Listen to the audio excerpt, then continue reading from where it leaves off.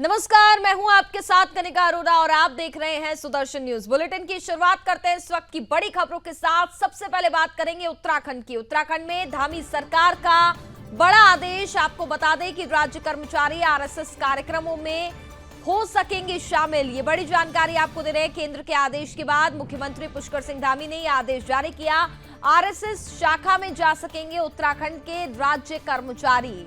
RSS के सांस्कृतिक कार्यक्रमों का भी हिस्सा बन सकेंगे। ये बड़ी जानकारी आपको दे दें तो उत्तराखंड सरकार की तरफ से मुख्यमंत्री पुष्कर सिंह धामी की तरफ से यह आदेश यहां पर दिया गया है और कहा गया है कि राज्य कर्मचारी आरएसएस कार्यक्रमों में शामिल हो सकेंगे। इसमें कोई आपत्ति नहीं है। केंद्र के आदेश के बाद, चूंकि केंद्र ने पहले यह आदेश दिया, जिसके बाद मुख्यमंत्री पुष्कर सिंह धामी ने यह आदेश जारी किया। आरएसएस शाखा में अब उत्तराखंड के राज्य कर्मचारी जा सकेंगे।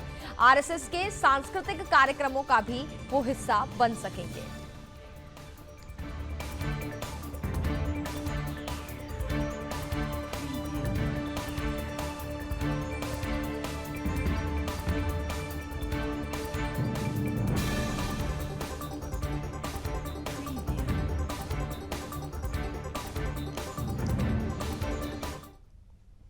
खबरों में आगे बढ़ेंगे। सरसंघचालक डॉक्टर मोहन भागवत जी ने पुणे के जेजूरी स्थित श्री मार्तंड देव संस्थान में श्री खंडोबा के दर्शन किए। इस अवसर पर श्री मार्तंड देव संस्थान के अध्यक्ष और मुख्य ट्रस्टी अनिल सौंदड़े, ट्रस्टी अभिजीत देवाकाते समेत कई गणमान्य लोग उपस्थित रहे।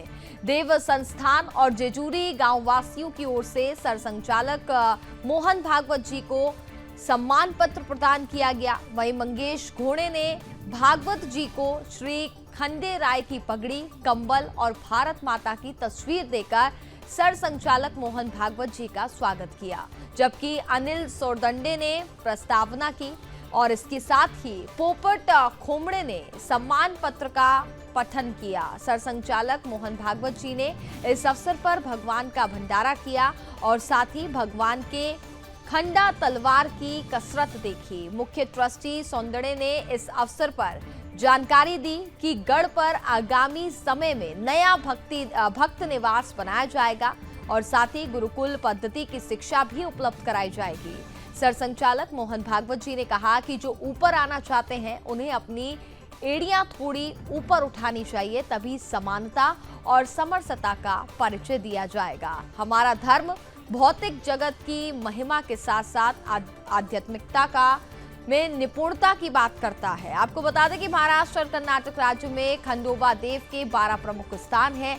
देव संस्थान और पुरातत्व विभाग जेजूरी आने वाले श्रद्धालुओं को एक ही स्थान पर दर्शन उपलब्ध कराने के उद्देश्य से द्वादश मल्हार दर्शन सृष्टि की स्थापना करने जा रहे हैं। इसका भूमि पूजन और आधारशिला का लोकार्पण सरसंघचालक मोहन भागवत जी ने किया।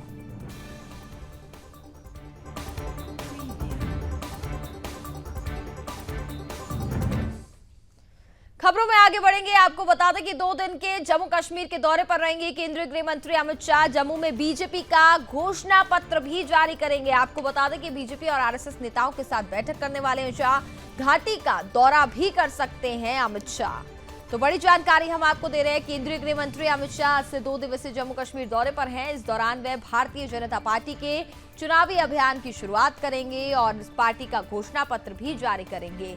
जम्मू कश्मीर में विधानसभा चुनाव होने हैं। इसके मद्देनजर अमित शाह जम्मू कश्मीर दौरे के पहले दिन प्रदेश की बीजेपी इकाई के साथ बैठक करेंगे, जिसमें चुनावी तैयारियों को लेकर चर्चा होगी।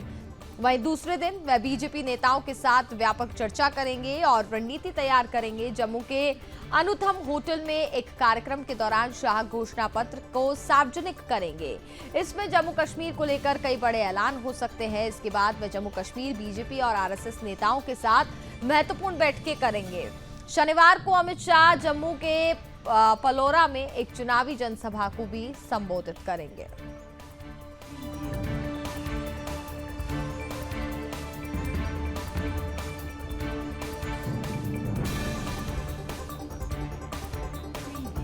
तो जम्मू कश्मीर में विधानसभा चुनाव बेहद नजदीक हैं, उसको लेकर के अलग अलग पार्टियों ने अपनी कमर कस ली है। सभी अपने स्तर पर तैयारियां कर रहे हैं। इससे पहले कांग्रेस नेता राहुल गांधी जम्मू कश्मीर पहुंचे थे और जम्मू कश्मीर के अलग अलग इलाकों से उन्होंने जनसभा को संबोधित किया था। और आज केंद्रीय गृह मंत्री अमित शाह वहां पर पहुंच रहे हैं। उनका 2 दिवसीय दौरा होने वाला है और चुनाव के लिहाज से अगर हम देखें तो काफी महत्वपूर्ण दौरा है। और ये भी बताया जा रहा है कि भारतीय जनता पार्टी अपना मैनिफेस्टो भी जारी कर सकती है।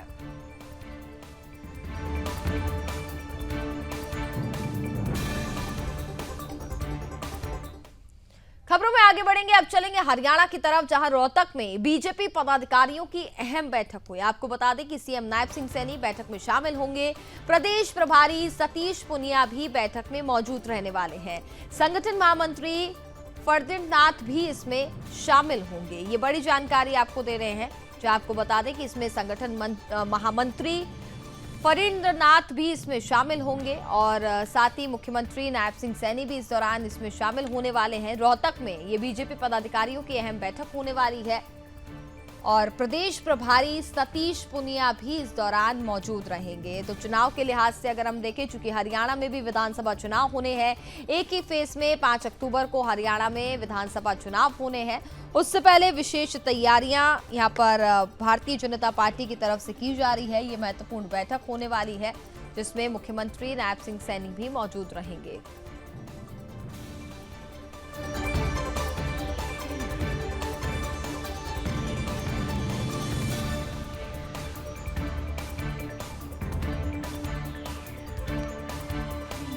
और हमारे साथ ज्यादा बातचीत करने के लिए हमारे ब्यूरो चीफ भी जुड़ेंगे, लेकिन उससे पहले हम आपको जो जानकारी दे रहे हैं उसमें बता दें कि ये बीजेपी पदाधिकारियों की एक अहम बैठक होने जा रही है।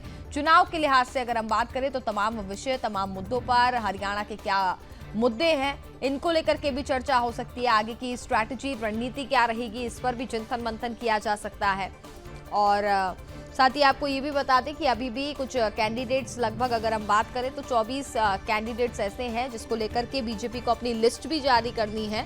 तो इस लिस्ट को लेकर के भी, इसमें किस किस के नाम शामिल हो सकते हैं, इसको लेकर के भी चर्चा हो सकती है।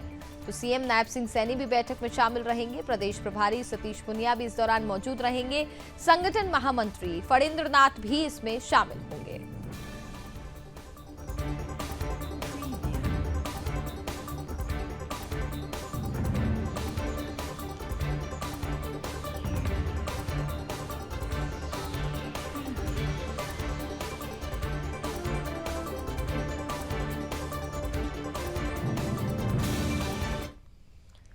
खबरों में आगे बढ़ेंगे और अब बात कर लेते हैं मध्य प्रदेश की। मध्य प्रदेश में बीजेपी सरकार ने अंतर्राज्यीय आरटीओ चेक पोस्ट जैसे ही बंद किया, उसके बाद ओवरलोड और कंटेनर में आपराधिक संदिग्ध वस्तुओं का आवागमन शुरू हो गया। मामला कोतवाली थाना क्षेत्र सिवनी अंतर्गत नेशनल हाईवे क्रमांक 44 का है। पुलिस को मुखबिर के द्वारा सूचना मिली कि एक कंटेनर ट्रक में भी भारी मात्रा में भरा हुआ है। सूचना मिलते ही कोतवाली पुलिस सहित डूडा, सिवनी और कंट्रोल रूम में अन्य पुलिस बल के द्वारा नेशनल हाईवे 44 पर घेराबंदी कर कंटेनर ट्रक को रोका गया। ट्रक की तलाशी ली गई तो ट्रक में कुंटलों में गौमांस भरा हुआ था। पुलिस ने संदिग्ध 3 आरोपियों को गिरफ्तार करते हुए उनसे पूछताछ और जांच की है। बड़ा सवाल ये खड़ा होता है कि जैसे ही मध्य प्रदेश की भारतीय जनता पार्टी सरकार ने अंतर्राज्यीय चेक पोस्ट को बंद किया है, उसके बाद सिवनी जिले में आपराधिक गतिविधियां नजर आने लगी हैं। आरटीओ विभाग के लिए चेक पॉइंट जरूर बनाए गए हैं, पर यह भी दिन में कार्य करते हैं और रात में बैकअप, ओवरलोड वाहन और अवैध गतिविधियों में लिप्त अपराधी अपने संदेश माल को आसानी से आवागमन कर पा रहे हैं। गाड़ी चालक मुजफ्फरनगर। आज सुबह मुखबिर से सूचना मिली थी और मुखबिर की सूचना पर नागपुर रोड पर नाकाबंदी की गई। नाकाबंदी के दौरान एक ट्रक पकड़ा गया है जिसमें करीब 12 टन से अधिक गौमांस या कोई बीफ के मिलने की संभावना है और परीक्षण कराया जा रहा है, कार्रवाई की जा रही है। थाना प्रभारी और उनकी टीम मौके पर है, कार्रवाई कर रहे हैं। सर, कितने 3 आरोपी पकड़े गए हैं और प्रारंभिक जांच में पता लगा है कि ये बिहार से लेकर चले हैं और संभवतः ये हैदराबाद जा रहे थे। बाकी बातें विवेचना के दौरान क्लियर होंगी। लगभग और 20 हमारे टन साथ से ज्यादा 35। बातचीत करेंगे मध्य प्रदेश के हमारे ब्यूरो चीफ रामस्वरूप शर्मा इस वक्त फोन लाइन पर जुड़ चुके हैं। रामस्वरूप, अगर हम बात करें तो मध्य प्रदेश में लगातार जिस तरीके से गौ तस्करी की खबरें सामने आती हैं और अब ये गौमांस से भरा ट्रक यहाँ पर पकड़ा गया है। हालांकि मध्य प्रदेश सरकार इसको लेकर के लगातार कई कड़े कानून वहां पर बना रही है और काफी ज्यादा सतर्क भी नजर आ रही है। क्या जानकारी अभी तक मिल पा रही है? चूंकि 3 आरोपियों को गिरफ्तार किया गया है, पूछताछ में क्या सामने आया? देखिए कनिका जी, सबसे पहले मैं आपको बता दूं कि ये जो 3 लोगों को पकड़ा है, इनमें 2 जिहादी हैं और एक अन्य व्यक्ति है। जी। और ये बिहार राज्य से हैदराबाद की ओर ये ट्रक जा रहा था और उसमें 20 क्विंटल से ज्यादा जो है वो गौमांस बरामद किया गया है। और वहां से जब चेक पोस्ट से ये निकल रहा था तब हिंदू संगठनों और पुलिस को मुखबिर की सूचना के बाद ये कार्रवाई की गई। और सबसे पहले बात तो मैं ये बता दूं कि ये चकमा देकर ट्रक वाले भागना चाहते थे, लेकिन हिंदू संगठनों और पुलिस ने जब इनका पीछा किया तो लगभग 25 से 30 किलोमीटर पीछा करने के बाद ये पुलिस और हिंदू संगठनों की पकड़ में आए। अब पुलिस इस पूरे मामले को लेकर लगातार इनसे पूछताछ कर रही है और इनके क्या दूसरे राज्यों से तार जुड़े हो सकते हैं और इनमें कौन कौन मुलव्विस हो सकता है, कौन कौन शामिल हो सकता है, उनके तार जोड़ने के और उनसे कड़ी खंगालने की कोशिश पुलिस कर रही है। सबसे बड़ी बात मैं आपको बता दूं कि कब्जा ये पहली बार ऐसा मामला सामने आया है जी। जहां बिहार राज्य से सीधे हैदराबाद की तरफ ये इनका परिवहन किया जा रहा था, जबकि इससे पहले जो खबरें आती थी वो राजस्थान से महाराष्ट्र की ओर जाने वाले जो वाहन थे उनमें गौवंश की जो है वो तस्करी की जाती थी। और सबसे बड़ी बात ये कि केवल मध्य प्रदेश नहीं, अब ये बिहार का मामला आया, राजस्थान का मामला आया, महाराष्ट्र का मामला आया, तो कई सारे राज्यों में जिस तरह से गौवंश की हत्या और उनके जो अवशेष है उनके तस्करी के जो मामले सामने आ रहे हैं बेहद चिंताजनक है। पिछले दिनों मध्य प्रदेश की राजधानी में नगर निगम प्रशासन के सरकारी 3 वाहनों से गौवंश हिंदू संगठनों की कार्रवाई के द्वारा पकड़ा गया था। अभी तक वो मामला ठंडा नहीं हुआ, लेकिन मध्य प्रदेश में ये दूसरा मामला सामने आया है। और सबसे बड़ी बात यह है कि ये वही सिवनी जिला है मध्य प्रदेश का जहाँ पिछले दिनों भारी मात्रा में जो गौवंश है वो नदियों से और जंगलों से उनके अवशेष बरामद हुए थे और जिहादी तत्वों ने उन्हें बुरी बेरहमी से मारा काटा गया था। उनके पैर काटे थे, उनका सिर काटा था गायों का और उसके ऊपर रासू का जैसी बड़ी कार्रवाई मध्य प्रदेश सरकार ने की थी। और उसी दौरान मध्य प्रदेश के मंत्रालय में मंत्री परिषद ने एक बड़ा कानून इसके विरोध में पारित किया था, लेकिन बावजूद इसके लगातार ये जो वारदातें हैं वो होती चली जा रही है, रुकने का नाम नहीं ले रही कहीं कहीं।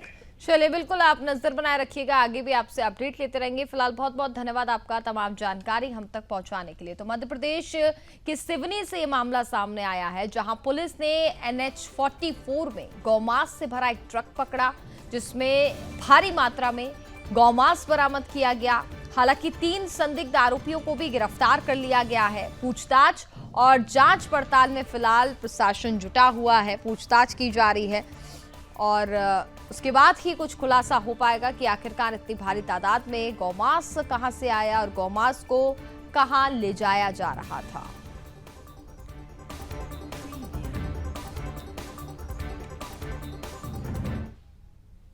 महाराष्ट्र राज्य में और मुंबई शहर में श्री गणेश उत्सव बड़े ही धूमधाम सेवा के साथ मनाया जाता है। हर साल की तरह इस साल भी गणेश उत्सव को लेकर श्रद्धालुओं में काफी उत्साह देखने को मिल रहा है। गणपति बप्पा विराजमान हो रहे हैं। मुंबई शहर में इस गणेश उत्सव को लेकर सेंट्रल रेलवे RPF के वरिष्ठ मंडल सुरक्षा आयुक्त के निर्देश से सभी रेलवे स्टेशन की सुरक्षा को बढ़ा दिया गया है। इसके साथ में सभी RPF जवानों की छुट्टी रद्द कर दी गई है।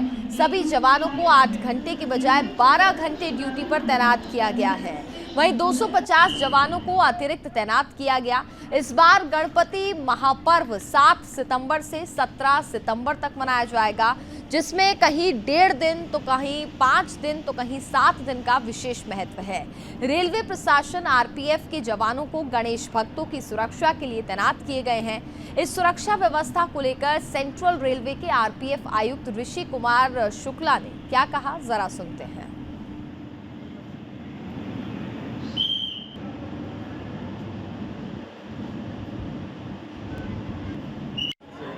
गणपति महोत्सव मुंबई का सबसे इम्पोर्टेंट फेस्टिवल है। RPF का एडिशनल डिप्लॉयमेंट इस समय लगाया जा रहा है क्योंकि काफ़ी क्राउड जो रहेगा वो बढ़ा हुआ रहेगा। खास करके जो हमारी कोंकण साइड की गाड़ियां हैं उसमें काफ़ी रश रहता है।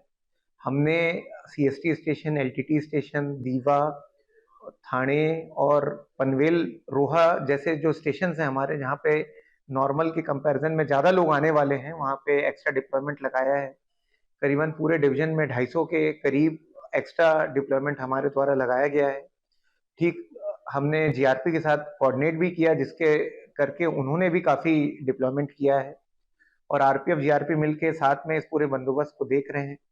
सब अर्बन सेक्शन में हमारा करी रोड, चिंचपोकली, बायकला, परेल, ये स्टेशन चूंकि यहाँ पे लाल बागचा राजा, चिंतामणि और भी बाकी जो गणेश भगवान है वो बैठते हैं, जिसको देखने श्रद्धालु पूरे मुंबई से और पूरे भारत से आते हैं। तो यहाँ पे भी हमारा जो हमारी लोकल ट्रेन्स के स्टेशन हैं उसमें भी हमारा काफ़ी डिप्लॉयमेंट है और जो स्पेशल ट्रेन्स चलाई जा रही हैं रेलवे के द्वारा उसमें भी भीड़ रहने की संभावना है, तो उसको भी हम लोग सेफली पास कराएंगे और मॉनिटर करेंगे।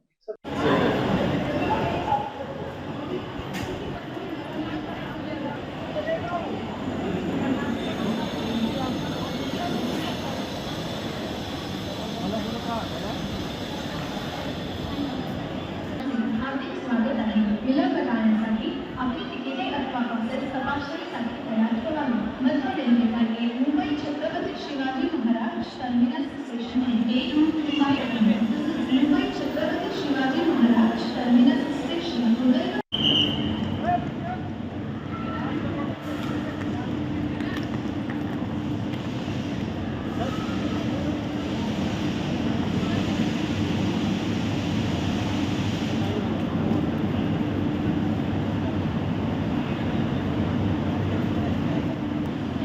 गणपति पर्व को लेकर के महाराष्ट्र में साफ तौर पर धूम देखी जाती है। सिर्फ महाराष्ट्र ही नहीं, अगर देश भर में हम बात करें तो देश भर में गणपति पर्व बेहद ही धूमधाम के साथ मनाया जाता है। इससे पहले विशेष तैयारियां फिलहाल महाराष्ट्र के लिहाज से अगर हम बात करें तो महाराष्ट्र में विशेष तैयारियां यहां पर की जा रही हैं, चूँकि यहाँ पर खास तौर पर श्री गणेश पर्व बेहद ही धूमधाम के साथ मनाया जाता है। हर साल की तरह इस साल भी गणेश उत्सव को लेकर श्रद्धालुओं में काफी उत्साह देखा जा रहा है। गणपति बप्पा विराजमान हो रहे हैं मुंबई शहर में। इसे गणेश उत्सव को लेकर सेंट्रल रेलवे आरपीएफ के वरिष्ठ मंडल सुरक्षा आयुक्त के निर्देश से सभी रेलवे स्टेशन की सुरक्षा को और ज्यादा बढ़ा दिया गया है। तस्वीरों में भी आप देख पा रहे हैं, पूरी तरीके से यहाँ पर निगरानी रखी जा रही है। साथ में सभी आरपीएफ जवानों की छुट्टी को रद्द भी कर दिया गया है और सभी जवानों को 8 घंटे के बजाय